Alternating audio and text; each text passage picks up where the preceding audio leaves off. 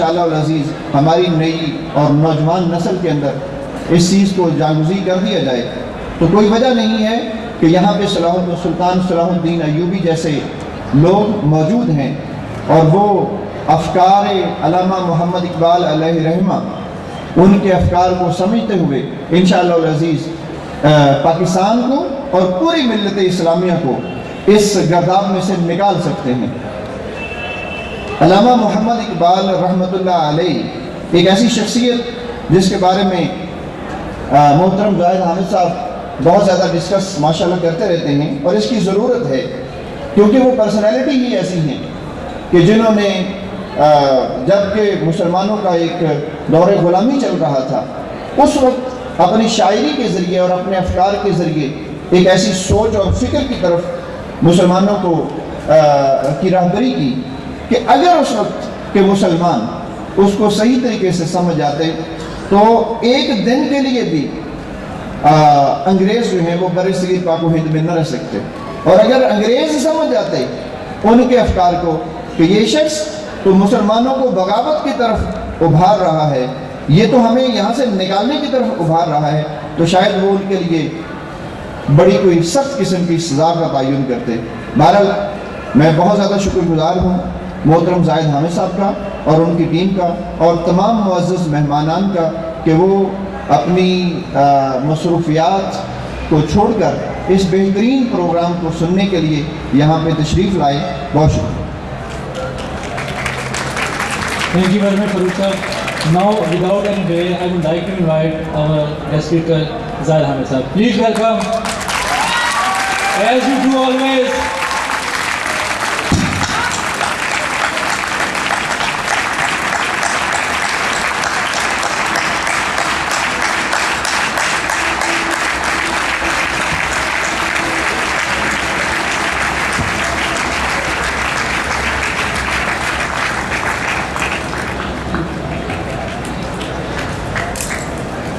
اعوذ باللہ من الشیطان الرجیم، بسم اللہ الرحمن الرحیم، اللہم صلی وسلم وبارک علی سیدنا محمد وعلی آلہ وصحبہ وسلم، رب اشرح لی صدری ویسر لی امری واحلل عقدۃ من لسانی یفقہوا قولی۔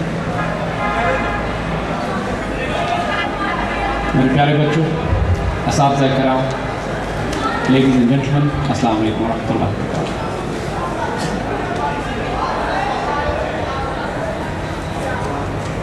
ہم سے یہ سوال اکثر کیا جاتا ہے کہ پاکستان کا مستقبل کیا ہے، اور یقین کیجئے کہ ہم اس شاندار مستقبل کی تصویر الفاظ میں نہیں کھینچ سکتے ہیں جو اللہ تعالیٰ نے خوش نصیبی اس پاکستان کے لیے لکھی ہوئی ہے۔ وہ اتنی حیرت انگیز ہے، اتنی ناقابل بیان ہے، اتنی ناقابل یقین ہے کہ اس کو بیان کرنے والوں کو اکثر دیوانہ کہا گیا ہے۔ جب اللہ کے بندے اللہ کے بتائے ہوئے رازوں کو کھول دیتے ہیں تو اپنے وقت کے جاہل انہیں دیوانہ ہی کہتے ہیں۔ جب ایک اللہ کے فقیر اور درویش نے 1930 میں یہ اعلان کیا کہ ہم اس بر اعظم میں حصہ نکال کر ایک سلطنت، ایک سرزمین مسلمانوں کی قائم کریں گے، تو اس وقت بھی بہت سے لوگ اس پر صرف ہنستے تھے۔ جب علامہ اقبال نے اپنا یہ خواب سنایا الہ آباد کے اس ایڈریس میں کہ اب ہم انگریزوں کے ساتھ، انگریزوں کی غلامی میں ہندوؤں کے ساتھ مل کر آزاد، اگر ہندوستان کو انگریز چھوڑ کر بھی چلے جاتے ہیں تو اس حکمرانی میں، اس ریاست میں ہم حکومت میں سے حصہ نہیں نکالیں گے بلکہ بر اعظم کاٹ کے اپنے لیے ایک الگ ملک بنائیں گے، تو اب ذرا تھوڑا سا ماضی میں جا کے دیکھیے کہ کس قدر ناقابل یقین خواب تھا۔ خلافت موومنٹ کو تباہ ہوئے چند سال گزرے تھے، مسلمانوں کا وہ مرکز جو 1400 سال سے قائم تھا، مسلمانوں کی spiritual, religious, political centre of gravity, اس کو انگریزوں نے تباہ کر دیا تھا۔ پہلی جنگ عظیم کے بعد جب خلافت عثمانیہ کے حصے بکھرے کیے تو اس سے زیادہ تاریخ دور امت مسلمہ پر کبھی نہیں آیا تھا۔ اپنے بڑوں سے پوچھئے جب انہوں نے خلافت موومنٹ چلائی تھی، جب انہوں نے اپنا دل، جگر، جان سب کچھ قربان کر دیا تھا خلافت کو احیا کرنے پر، انگریزوں کے خلاف ایک کے بعد ایک بغاوت کی تحریکیں پیدا ہو رہی تھی. کبھی ترک موالات تھا کہ انگریزوں کے سارے خطابات واپس کر دو, کبھی ہجرت تحریک تھی, کبھی ہجرت کر کے افغانستان چلے جاؤ, کبھی تصادم کا راستہ اختیار کیا گیا, کبھی خلافت موومنٹ چلائی گئی. لیکن یہ تمام جب چند سالوں کے اندر ہی ناکام ہوتے چلے گئے, اس وقت مسلمانوں کی مایوسی کا اندازہ کیجیے. جب مسدس حالی میں حالی روتے ہیں لٹرلی اللہ کے رسول صلی اللہ علیہ وسلم کے آگے درخواست پیش کر کے, اے خاصائے خاصان رسول وقت دعا ہے, امت پہ تری عجب وقت پڑا ہے. آپ بچوں کو اندازہ نہیں ہے اس وقت کہ وہ کتنا تاریکی کا دور تھا, کہ جب سوائے مکہ مدینہ کی اور افغانستان کے پوری مسلمان دنیا غلام ہو چکی تھی. آج ماشاءاللہ آپ اتنے مسلمان ممالک کو دیکھتے ہیں, یہ تصور سے باہر ہوگا آپ کے کہ جب کوئی مسلمان خطہ آزاد نہ ہو. اور اس وقت ہندوستان میں ایک دیوانہ جس کے پاس کوئی فوجی طاقت نہیں ہے, کوئی پولیٹیکل پاور نہیں ہے, کوئی میڈیا اس کے ساتھ نہیں ہے, وہ خواب دکھاتا ہے کہ ہم انشاءاللہ ایک آزاد ریاست قائم کریں گے. اور 1930 میں کیا ہے, اس وقت تاج برطانیہ پر سورج غروب نہیں ہوتا تھا. ایک طرف جاپان سے لے کر افریقہ تک اس کی حکومت پھیلی ہوئی تھی. اس وقت جب اس دیوانے نے آ کے کہا کہ مجھے اللہ کی طرف سے بشارت دے دی گئی ہے کہ ایک ملک تیار ہوگا, ایک ملک تعمیر کیا جائے گا جس کی بنیاد لا الہ الا اللہ کے اوپر ہوگی, اس کو ماننے والا کوئی نہیں تھا اس وقت. علامہ اقبال نے اپنے 1912 میں اپنے مشن کا آغاز کیا تھا. 18 سال تک وہ اپنی کریڈیبلٹی اسٹیبلش کرتے رہے امت مسلمہ کے آگے کہ ان کا مقام کیا. لوگوں نے ان کو فلسفی کے طور پر دیکھا, شاعر کے طور پر دیکھا, ایک پولیٹیکل انالسٹ کے طور پر دیکھا. لیکن اگر نہ دیکھا تو اس درویش اور فقیر کو نہ دیکھا کہ جو اپنے رب کی طرف سے انسپریشن لے کے, اپنے رب کی طرف سے عطا کی ہوئی نور بصیرت سے وہ حقیقت ہمیں بتا رہا تھا جو آنے والے دور میں لوگوں کو ایک انتہائی خوشخبری کی بشارت. 1938 کا بچوں واقعہ ہے. علامہ اقبال کے انتقال سے کچھ عرصہ پہلے کی بات ہے. لوگوں نے آ کے اقبال سے اعتراض کیا, ان کا مذاق اڑایا کہ آپ تو کہا کرتے تھے پاکستان بنے گا, آپ تو کہتے تھے کہ ایک ایسی امت بنے گی جس کو سبق پڑھایا جائے گا صداقت کا, عدالت کا, شجاعت کا, تاکہ لیا جائے گا کام اس سے دنیا کی امامت کا. وہ کہاں ہے وہ قوم؟ آپ تو وعدہ کیا کرتے تھے کہ نگاہ بلند, سخن دل نواز اور جاں پرسوز قیادت آئے گی. کہاں وہ قیادت؟ آپ تو وعدہ کیا کرتے تھے کہ خدا بندے سے خود پوچھے گا پتا تیری رضا کیا ہے.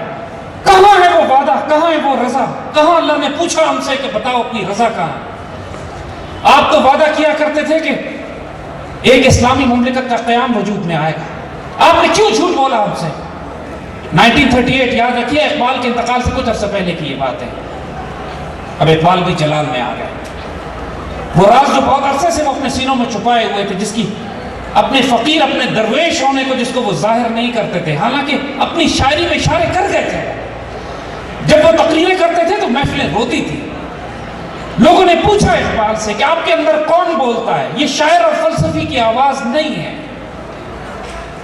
یہ کس کی آواز ہے جو ہمارے دلوں کو ہلا دیتی ہے؟ تو اس پر اقبال نے بھی اپنا راز تھوڑا سا دیا. کہتے ہیں نکلی تو لب اقبال سے. تم یہ پوچھتے ہو کہ یہ باتیں کس کی ہیں, کہاں سے آئی ہیں؟ نکلی تو لب اقبال سے, پر جانے کس کی ہے یہ صدا. پیغام سکون پہنچا بھی گئی, دل محفل کا تڑپا بھی گئی.